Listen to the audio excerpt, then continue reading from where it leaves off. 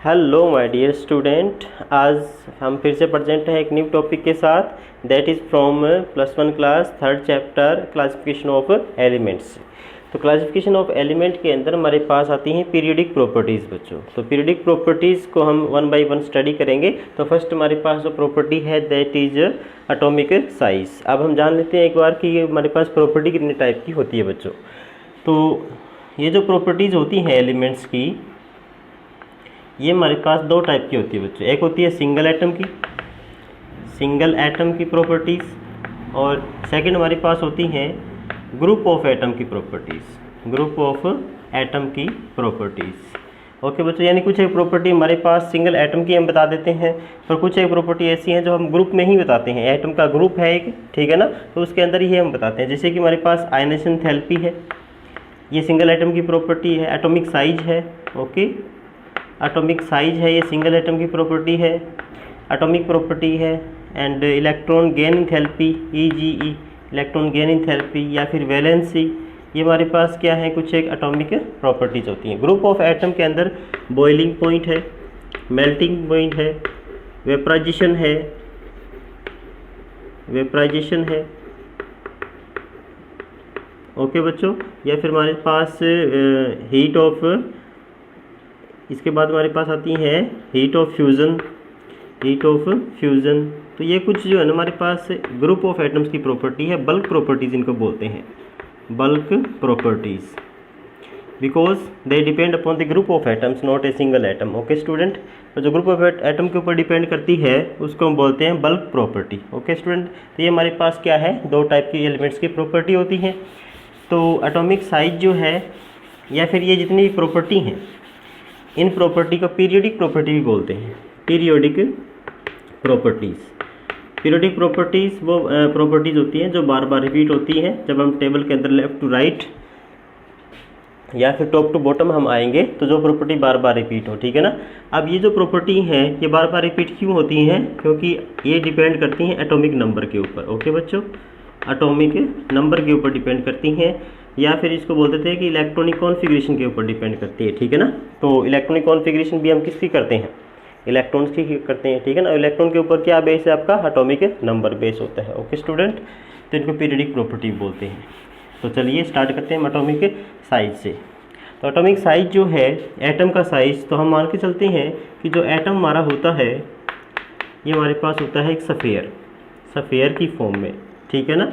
तो जैसे कि हमारे पास ये सफ़ेयर है, इसके न्यूक्लियस से लेकर के और outermost shell, atomic size को आप एटॉमिक रेडियस भी बोल देते हो, क्योंकि सफ़ेयर की आपको रेडियस पता है तो साइज़ भी निकल जाता है। जितनी बड़ी रेडियस उतना बड़ा साइज़, ठीक है ना।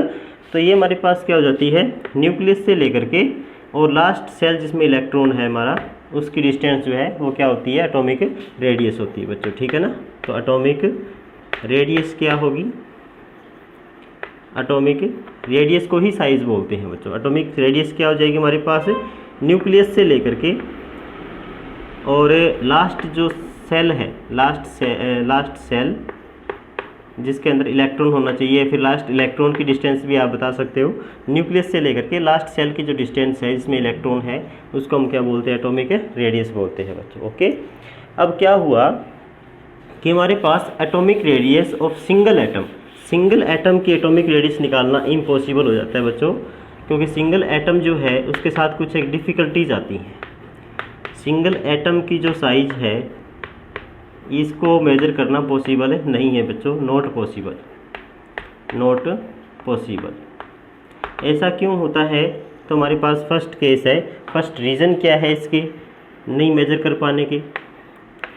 तो फर्स्ट रीज़न हमारे पास ये है कि जो एटम होता है हमारे पास, तो एटम को हम बोलते हैं कि इसके अंदर हमारे पास क्या होते हैं, ऑर्बिटल्स होते हैं। किससे बना है ये, ऑर्बिटल्स से बना है। और ऑर्बिटल्स क्या होता है, प्रोबेबिलिटी होती है, ठीक है ना, probability of electron, 99.9% probability of finding an electron, ठीक है ना। इसकी कोई फिक्स बाउंड्री नहीं है, एटम की कोई fix boundary, not fix boundary. Okay student, fix boundary इसलिए नहीं है क्योंकि ये केस हमारा ऑर्बिटल्स का है, और खुद ऑर्बिटल्स जो है वो क्या होते हैं, हमारे पास इलेक्ट्रॉन के मिलने की जो प्रोबेबिलिटी है, संभावना है, जहाँ तक 99.9% है वहीं तक हम ऑर्बिटल का साइज़ मानते हैं। तो प्रोबेबिलिटी तो आगे भी होती है, ठीक है ना। तो इसका मतलब क्या हुआ कि साइज़ और बड़ा भी हो सकता है। कोई फिक्स बाउंड्री नहीं है, एक प्रोबेबिलिटी है। ओके स्टूडेंट, तो एटम जो है कोई फिक्स बाउंड्री का कोई हमारे पास से स्फीयर नहीं है। सेकंड हमारे पास क्या है कि एक सिंगल एटम को आइसोलेट करना, निकालना, सिंगल एटम जो है इसको अलग से निकालना, सेपरेट करना या आइसोलेट करना, सेपरेट या फिर हम इसको बोलते हैं आइसोलेट। आइसोलेट इसका मतलब क्या होता है बच्चों कि जैसे हमारे पास ग्रुप ऑफ एटम्स हैं, कंबाइंड फॉर्म में है, तो इसमें से एक एटम को, जैसे मान लो आयरन है हमारे पास, ठीक है ना, या आयरन की कोई मटेरियल है, तो इसमें से एक एटम को निकालना, एक एटम को निकाल के लेके आना, ये हमारे पास क्या हो जाता है, इम्पॉसिबल हो जाता है बच्चों। एक एटम को हम नहीं निकाल सकते कंबाइंड फॉर्म से, ठीक है ना, सिंगल एटम को नहीं निकाला जा सकता। और थर्ड हमारे पास क्या है रीज़न कि ये जो हमारे पास एटम होते हैं, ये इसके नियर बाई कोई दूसरा एटम होगा तो वो भी इसके साइज़ को इफेक्ट करता है। यानी कि एटम अगर अकेला है तो ही थोड़ा बहुत हम उसका साइज़ मेज़र कर सकते हैं, अकेला के साइज़ बता सकते हैं। बट क्या होगा, एटम जो है वो कंबाइंड फॉर्म में रहता है, अकेले को तो हम निकाल भी नहीं सकते हैं अलग से। तो जैसे ये दूसरे के नज़दीक होगा तो ये दूसरा एटम जो है इसको इफेक्ट करेगा, इसके साइज़ को इफेक्ट करता है। ओके स्टूडेंट, उसकी वजह से इसका साइज़ जो है वो डेफिनेट नहीं है। फोर्थ हमारे पास क्या है कि जब एटम आयन बनाता है, जब एटम किस में कन्वर्ट होता है, पॉजिटिव या नेगेटिव आयंस में कन्वर्ट होता है, तो इसका साइज़ चेंज होता है, ठीक है ना। तो इसका भी, इस वजह से भी हम इसको जो साइज़ है वो आप डेफिनेट नहीं बता सकते हैं बच्चों, ठीक है ना। तो ओके स्टूडेंट, तो ये हमारे पास कुछ एक रीज़न है। फर्स्ट रीज़न तो ये है कि इसकी कोई फिक्स बाउंड्री नहीं है क्योंकि ये ऑर्बिटल से बना है, और ऑर्बिटल हमारे पास प्रोबेबिलिटी होती है, ठीक है ना। बट प्रोबेबिलिटी तो आगे भी हो सकती है, इलेक्ट्रॉन के मिलने की प्रोबेबिलिटी कम हो जाती है, 99.9% जहाँ तक होती है वहीं तक हम जो ऑर्बिटल है उसका साइज़ बताते हैं, ठीक है ना। और वहीं तक हम एटम का साइज़ बता पाते हैं, पर प्रोबेबिलिटी आगे भी है, इलेक्ट्रॉन आगे भी मिलते हैं। ओके, तो सिंगल एटम है। सेकंड हमारे पास क्या रीज़न है कि सिंगल एटम को आइसोलेट करना, अलग निकालना भी मुश्किल है और पॉसिबल भी नहीं है, ठीक है ना। और इसके थर्ड रीज़न है कि एक एटम दूसरे एटम उसके नियर बाई होगा तो वो भी इसको इफेक्ट करेगा। और हमारे पास क्या है फोर्थ कि जो एटम होता है वो आयंस में कन्वर्ट होता है तो भी उसका साइज चेंज होता है बच्चों, ठीक है ना। चलते हैं नेक्स्ट। तो इस वजह से हम क्या है कि एक सिंगल एटम की रेडियस नहीं बता सकते। अब सिंगल एटम की नहीं बता सकते तो एटॉमिक साइज़ को कैसे डिफाइन किया जाए, तो इन्होंने देखा कि इसकी कंबाइंड फॉर्म ले लेते हैं, एटम की जो है कंबाइंड फॉर्म ले लेंगे, या फिर हमारे पास कंबाइंड फॉर्म की बजाय हम क्या करते हैं, ग्रुप ऑफ एटम में ही इसको डिफाइन करते हैं। ग्रुप ऑफ एटम में इसको डिफाइन किया गया, ठीक है ना। अब ये जो ग्रुप है वो या तो फिर कोवलेंट बॉन्ड बना करके बनता है, कोवलेंट बॉन्ड बना करके, या फिर इनके बीच में वंडरवाल होती है, वंडरवाल फोर्स ऑफ अट्रैक्शन बना करके बनता है ग्रुप, या फिर हमारे पास मेटालिक कोई बॉन्ड होता है, ठीक है ना। तो इसी वजह से हमारे पास रेडियस भी तीन टाइप की हो जाती है, कोवलेंट, वंडरवाल और मेटालिक, ठीक है ना।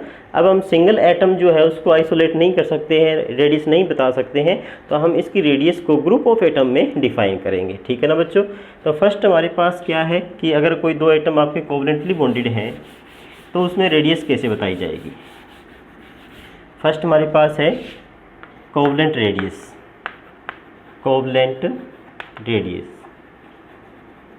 तो कोवलेंट रेडियस क्या होती है बच्चों, जब आपके ग्रुप जो है एटम का किस वजह से बन गया, कोवलेंट बॉन्ड बनने की वजह से, ठीक है ना। तो कोवलेंट बॉन्ड कैसे बनता है, जब ऑर्बिटल शेयरिंग ऑफ इलेक्ट्रॉन से, और शेयरिंग ऑफ इलेक्ट्रॉन कैसे होगा, जो ऑर्बिटल है वो ओवरलैप होंगे तो उसकी जो है इलेक्ट्रॉन की शेयरिंग हो जाती है। तो इनके जो न्यूक्लियस है, जो हमारे कोवलेंटली बॉन्डेड एटम है, इनके न्यूक्लियस के बीच की जो डिस्टेंस का हाफ जो होता है, इसको हम क्या बोलते हैं, कोवलेंट रेडियस बोलते हैं बच्चों, ठीक है ना। तो कोवलेंट रेडियस क्या हो जाएगी, सी कोवलेंट, ये हमारे पास हो जाती है 1/2 of covalent bonded atom, covalent bonded atom के बीच में जो डिस्टेंस है जिसको आप बॉन्ड लेंथ बोलते हैं, बॉन्ड लेंथ, ठीक है ना बच्चों। तो ये हमारे पास क्या हो जाती है कि दो कोवलेंटली बॉन्डेड सेम एटम है, जैसे कि H और H है हमारे पास, H एंड H, इनके अंदर एक इलेक्ट्रॉन की शेयरिंग हो रही, तो इनके बीच न्यूक्लियस के बीच की डिस्टेंस का हम हाफ करेंगे तो वो हमारे पास क्या आ जाएगी, एक एटम की, यानी कंबाइंड फॉर्म में ही बताना पड़ेगा। अब एक्चुअल साइज़ नहीं बता सकते आप कि सिंगल एटम को निकाल करके ये साइज़ बता दिया कि इसका एटम का साइज़ ये होता है, नहीं, ठीक है ना। अब इसको आपको ग्रुप में ही डिफाइन करना पड़ेगा। तो जो हमारे पास कोवलेंट रेडियस है ये क्या होगी कि कोई भी मान लो कि जो इंटर न्यूक्लियर जो हमारे पास लेंथ होती है, ये वाली डिस्टेंस होती है इंटर न्यूक्लियर डिस्टेंस, यानी दो न्यूक्लियस के बीच में डिस्टेंस है, कोवलेंट बॉन्ड है, ठीक है ना। तो इसका हम हाफ करेंगे तो हमारे पास क्या निकल जाएगी, आर कोवलेंट निकल जाती है, कोवलेंट रेडियस से निकल जाती है। ओके स्टूडेंट, तो ये हमारे पास जो कोवलेंटली बॉन्डेड सेम एटम है, पहले उसी में डिफाइन किया गया कि जो सेम एटम है H और H हो गया, या फिर Cl एंड Cl हो गया, ठीक है ना, सेम एटम में डिफाइन किया जाता है। तो कोवलेंटली बॉन्डेड एटम के बीच न्यूक्लियस के बीच में डिस्टेंस है, उसका हाफ हमारे पास क्या हो जाती है, कोवलेंट रेडियस। नेक्स्ट चलते हैं बच्चों, नेक्स्ट हमारे पास है वैन डर वाल रेडियस, वैन डर वाल। सेकेंड हमारे पास आती है वैन डर वाल, वैन डर वाल रेडियस। अब वैन डर वाल जो फोर्स है वो किस में एग्जिस्ट करती है, हमारी नॉन पोलर सब्सटेंसेस में एग्जिस्ट करती है। नॉन पोलर जितने भी हमारे पास एलिमेंट्स हैं इनके अंदर है, या फिर सब्सटेंस है, नॉन पोलर जो सब्सटेंस है इनके अंदर एग्जिस्ट करती है, ठीक है ना। नॉन पोलर कौन कौन से होते हैं, नोबल गैसेस भी होती हैं, नोबल गैसेस, या फिर हमारे पास कोई गैसेस है जैसे कि हाइड्रोजन है, नाइट्रोजन है, ऑक्सीजन है, ठीक है ना। ये सारी हमारे पास क्या है, नोबल, यानी कि आपके पास नॉन पोलर गैसेस होती है हमारे पास, ठीक है ना। तो नॉन पोलर जो हमारे पास रेडियस होती है वो क्या होगी कि दो मॉलिक्यूल हैं आपके, ये एक H2 है और ये सेकंड H2 है, ठीक है ना। इसमें जो एटम है हमारे वो दो अलग अलग मॉलिक्यूल्स के एटम होंगे, यानी कि इसमें बॉन्डेड नहीं है। वैन डर वाल फोर्स जो होती है ना हमारे पास, उसी से वैन डर वाल रेडियस निकलती है बच्चों। वैन डर वाल फोर्स क्या होती है कि जैसे ये मॉलिक्यूल है, इसका ये एटम हो गया और ये हमारे पास दूसरे मॉलिक्यूल का एटम है, ये दोनों मॉलिक्यूल आपस में वैन डर वाल फोर्स से जुड़े हुए हैं, ठीक है ना। तो इनके बीच की डिस्टेंस का हाफ जो है इसको हम बोलते हैं वैन डर वाल रेडियस, यानी कि दो मॉलिक्यूल हमारे पास, दो एटम है या दो मॉलिक्यूल है हमारे पास, वो van der Waals force of attraction से अटैच्ड है। और वैन डर वाल फोर्स क्या होती है, नॉन पोलर सब्सटेंसेस में एग्जिस्ट करती है, मॉलिक्यूल के बीच की अट्रैक्शन होती है ये। तो ये दो मॉलिक्यूल है हमारे पास, ये H2 का मॉलिक्यूल है H, इधर भी हमारे पास दो सेम मॉलिक्यूल है, ये H और H, ठीक है ना। तो दोनों सेम मॉलिक्यूल जो हैं उनके जो आपस में एटम जो van der Waals force of attraction से अटैच्ड है, उनके बीच की डिस्टेंस का हाफ जो है हमारे पास क्या होता है, वैन डर वाल रेडियस होता है। तो नोबल गैसेस जो हैं जैसे कि हमारे पास helium, neon, argon, krypton, xenon, ठीक है, ये हमारे पास सारी क्या है, मोनो एटॉमिक मॉलिक्यूल है, ये मोनो एटॉमिक मॉलिक्यूल है, ठीक है ना। इनके सिंगल एटम को ही मॉलिक्यूल बोला जाता है। ओके स्टूडेंट, सिंगल एटम जो है इसी को ही मॉलिक्यूल बोला जाता है नोबल गैसेस, क्योंकि ये रिएक्शन किसी के साथ करती नहीं है और सारी नॉन पोलर है, ठीक है ना। तो van der Waals force of attraction से जुड़े हुए दो मॉलिक्यूल के जो अलग अलग एटम हैं उनके बीच की डिस्टेंस का हाफ हमारे पास क्या होती है, वैन डर वाल रेडियस होती है। ओके स्टूडेंट, इसमें भी एटम आपके कंबाइंड फॉर्म में है। नेक्स्ट हम चलते हैं मेटालिक बॉन्ड, मेटालिक रेडियस। अब मेटालिक रेडियस क्या होती है बच्चों, तो मेटल के अंदर जो एटम की रेडियस है उसको मेटालिक रेडियस बोलते हैं। थर्ड हमारे पास क्या हो गया, मेटालिक रेडियस। अब मेटालिक रेडियस के लिए आपको मेटल के अंदर का स्ट्रक्चर स्टडी करना होगा। मेटल के अंदर का स्ट्रक्चर कैसा होता है बच्चों कि जो एटम होते हैं ये एक दूसरे को टच करते हैं, एक दूसरे को टच करते हैं ये, और अपने अपने जो वैलेंस इलेक्ट्रॉन है, वैलेंस इलेक्ट्रॉन को फ्री कर देते हैं। यहाँ पे इलेक्ट्रॉन आ गया इस एटम का, ठीक है ना, ये इलेक्ट्रॉन है, ये इलेक्ट्रॉन यहाँ आ गए, यानी इस एटम का यहाँ आ गया, इस एटम का यहाँ आ गया, इसका आगे जाएगा, इसी तरह इस एटम का यहाँ आ जाता है, यानी अपने जो वैलेंस इलेक्ट्रॉन है उनको फ्री कर देते हैं, अब ये जो फ्री इलेक्ट्रॉन की वजह से फ्री इलेक्ट्रॉन कर दिया तो इनके ऊपर क्या चार्ज आ जाएगा, पॉजिटिव, क्योंकि इन्होंने अपना इलेक्ट्रॉन छोड़ दिया, ठीक है ना, पॉजिटिव चार्ज। इसका जो स्ट्रक्चर होता है, मेटालिक स्ट्रक्चर या लैटिस होता है, इसको हम एक मॉडल से नाम देते हैं कि जिससे हमारे पास होता है इलेक्ट्रॉन सी मॉडल, इलेक्ट्रॉन सी मॉडल। यानी कि ये हमारे पास जो मेटल होती हैं इसमें इलेक्ट्रॉन काफ़ी ज़्यादा होते हैं, तो इसलिए इसको क्या बोल दिया, इलेक्ट्रॉन का सी बोल दिया कि समुद्र होते हैं इलेक्ट्रॉन के, ठीक है ना। ये अपने अपने हर एक एटम अपने अपने वैलेंस इलेक्ट्रॉन फ्री कर देते हैं, जो एम्प्टी स्पेस होता है, वैकेंट स्पेस होता है, वहाँ पे इनको फ्री कर देते हैं। तो ये पीछे क्या बच गया, पॉजिटिव चार्ज। इनको पॉजिटिव चार्ज वालों को बोलते हैं कर्नल। क्या बोलते हैं बच्चों, कर्नल्स बोलते हैं। और ये हमारे पास क्या होते हैं, फ्री इलेक्ट्रॉन, ठीक है ना। तो ये जो इलेक्ट्रॉन है ये हमारे पास थोड़ी सी मोबाइल इलेक्ट्रॉन है। जैसे ही आप इसको करंट के साथ अटैच करोगे तो ये क्या होंगे, मोबाइल, यानी इलेक्ट्रॉन जो है वो फ्री होते हैं, चलने लग जाते हैं, मोशन शो करते हैं, ठीक है ना, फ्लो करना स्टार्ट कर देते हैं। तो ये मोबाइल इलेक्ट्रॉन होंगे और ये हमारे पास कर्नल्स होते हैं, पॉजिटिव चार्ज के जो एटम हैं, ठीक है ना। तो अब इसमें क्या होगा कि दो एटम जो मेटालिक बॉन्ड से अटैच्ड हैं। अब मेटालिक बॉन्ड कौन सा होता है बच्चों, कि ये जो एक इलेक्ट्रॉन है मिडल के अंदर, इस वजह से ये चार एटम आपस में अटैच है, ठीक है ना। क्योंकि इस इलेक्ट्रॉन, ये फ्री तो किया इलेक्ट्रॉन तो है इस एटम का, बट अट्रैक्ट ये सारे ही करेंगे इसको, ठीक है ना। ये all these colonel's attract the free electron in between them, ठीक है ना। इस इलेक्ट्रॉन को ये सारे ही एटम अट्रैक्ट करेंगे और एक दूसरे से अटैच रहेंगे। इसी को हम क्या बोलते हैं, मेटालिक बॉन्ड बोलते हैं बच्चों। और मेटालिक बॉन्ड जो है उसके हम जो है मेटालिक बॉन्ड का हम हाफ करते हैं, दो एटम के बीच की डिस्टेंस जो टच कर रहे हैं उनका दोनों का हम हाफ करते हैं, ठीक है ना। तो ये हमारे पास क्या होगी, मेटालिक रेडियस। ओके बच्चों, मेटालिक रेडियस, ठीक है ना। यानी कि जो हमारे पास मेटल का स्ट्रक्चर है, ये मेटल लैटिस है, उसके अंदर अटैच्ड दो एटम के बीच की डिस्टेंस का हाफ जो है हमारे पास क्या होगा, मेटालिक रेडियस होता है बच्चों। ओके, तो ये हमारे पास तीन तरह की रेडियस होती हैं, तीन तरह का साइज होता है हमारे पास एटम का। फर्स्ट हमारे पास था कोवलेंट रेडियस, यानी कि दो आपके पास कोवलेंटली बॉन्डेड है और कोवलेंट बॉन्ड बनता है ओवरलैपिंग से ऑर्बिटल की, ठीक है ना। तो इनके बीच की डिस्टेंस का जो हाफ है, जैसे कि हमारे पास Cl और Cl में भी एग्जिस्ट करेगा, एटम सेम होने चाहिए। जब इनको स्टडी किया गया तो एटम सेम रखे गए थे, ठीक है ना। ऐसा नहीं है कि हमारे पास एक H ले लिया आपने, एक Cl ले लिया, इनका साइज डिफरेंट हो जाएगा। ओके, तो जिस टाइम इसको डिफाइन करते हैं हम, उस टाइम हम एटम का जो साइज है दोनों एटम सेम लेते हैं, ठीक है ना। तो ऑक्सीजन या ऑक्सीजन हो जाता है, नाइट्रोजन या नाइट्रोजन हो जाता है, ठीक है। तो दोनों एटम सेम होंगे। इनकी जो कोवलेंट बॉन्ड बन रहे हैं उनके बीच की डिस्टेंस का हाफ जो है, न्यूक्लियस के बीच की डिस्टेंस का हाफ हमारे पास क्या हो जाता है, कोवलेंट रेडियस। नेक्स्ट हमारे पास होती है मेटालिक रेडियस, ठीक है ना।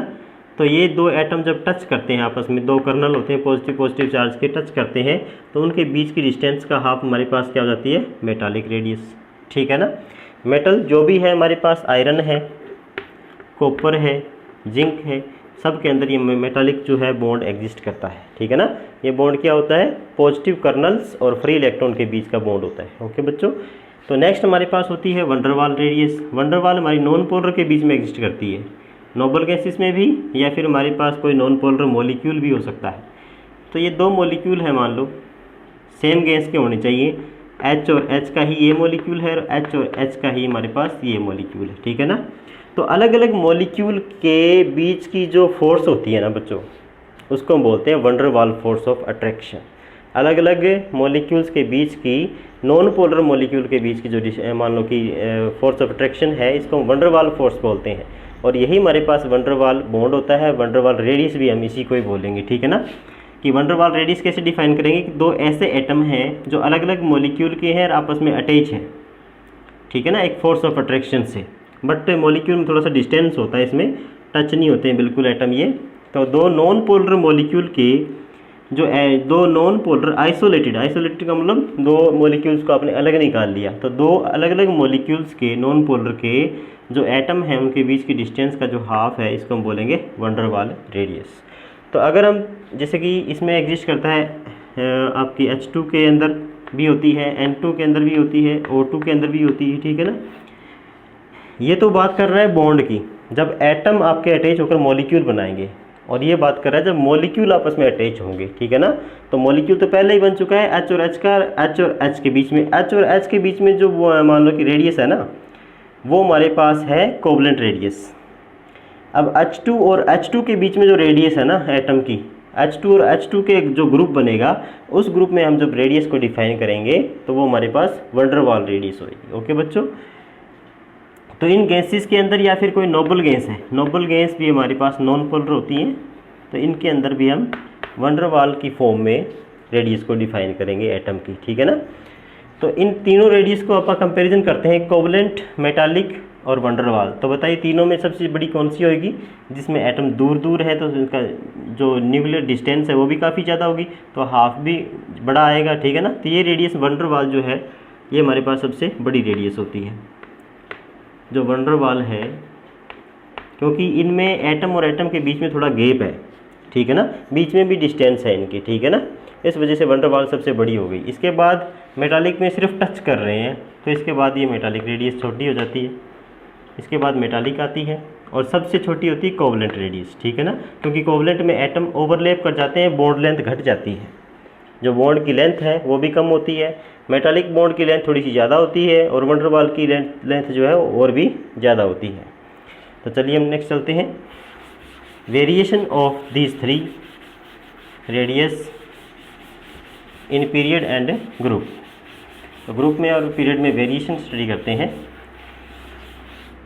फर्स्ट हमारा ग्रुप के अंदर टॉप टू बॉटम, ग्रुप हम कैसे स्टडी करते हैं, टॉप टू बॉटम हम देखते हैं, टॉप टू बॉटम। जैसे हमारे पास फर्स्ट ग्रुप है lithium, sodium, potassium, rubidium, caesium and francium. तो जैसे जैसे हम टॉप टू बॉटम जाएंगे नंबर ऑफ सेल इंक्रीज होगी बच्चों, क्या इंक्रीज होगी, नंबर ऑफ सेल इंक्रीज होगी, ठीक है ना। तो इसका इफेक्ट ज़्यादा रहता है, मोर प्रीडोमिनेंट, ठीक है ना, ये हमारे पास मोर इफेक्टिव होती है, मोर इफेक्टिव कि इंक्रीज इन सेल जो है ना वो ज़्यादा इफेक्टिव होती है। न्यूक्लियर चार्ज, पॉजिटिव चार्ज भी बढ़ता है बट इतना ज़्यादा इफेक्टिव नहीं होता, इतना ज़्यादा नहीं बढ़ता वो, नंबर ऑफ सेल ज़्यादा बढ़ती हैं। जैसे कि इसमें हमारे पास 2 सेल होती है, 1s2 एंड 2s1, ठीक है ना।